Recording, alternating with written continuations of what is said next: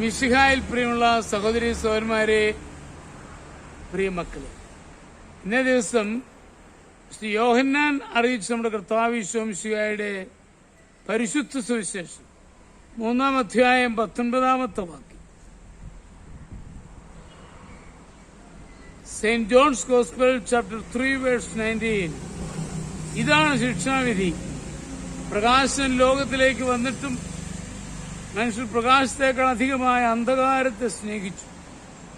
കാരണം അവരുടെ പ്രവൃത്തികൾ തിന്മ നിറഞ്ഞതായിരുന്നു. പ്രിയമുള്ള സഹോദരങ്ങളെ, മൈനർ സെമിനാരിയിൽ വെച്ചുണ്ടായ ഒരു സംഭവമാണ്. അത്താഴ സമയം, അത്താഴമെല്ലാം കഴിഞ്ഞ് നൈറ്റ് റിക്രിയേഷൻ സമയത്ത് ചുമ്മാ കമ്പനി അടിച്ച് വർത്തമാനം പറയാൻ വേണ്ടി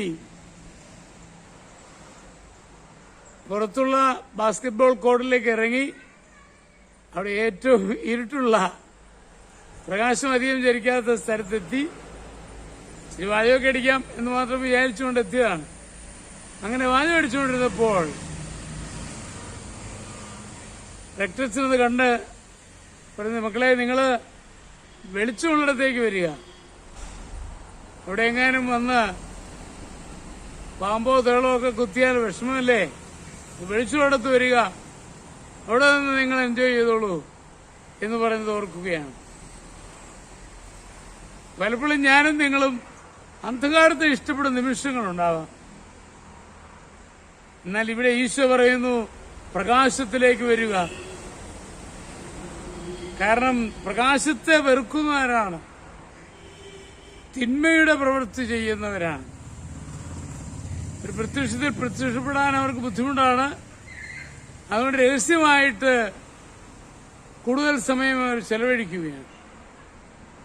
രഹസ്യാത്മകത വേണ്ടെന്നല്ല പറയുക, പക്ഷേ നമ്മുടെ ജീവിതത്തിന്റെ എല്ലാ വശവും പൂർണ്ണമായും കാണുന്ന ഒരു വ്യക്തി അത് ഈശോയാണ്. ആ ഈശോയുടെ മുമ്പിൽ നിന്ന് ഒന്നും ഒളിക്കുവാൻ നമുക്ക് സാധ്യമല്ല.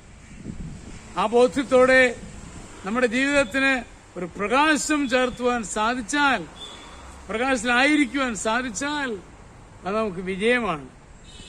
അതിന് സാധിക്കട്ടെ എന്ന് ആശംസിക്കുന്നു.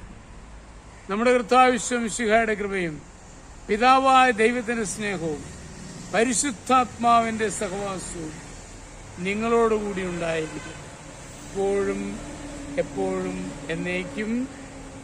ആമേൻ.